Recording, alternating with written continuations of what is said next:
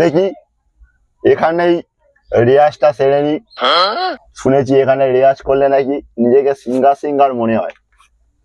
দু চোখে তোমায় দেখি মনটা কি চায় জানি না।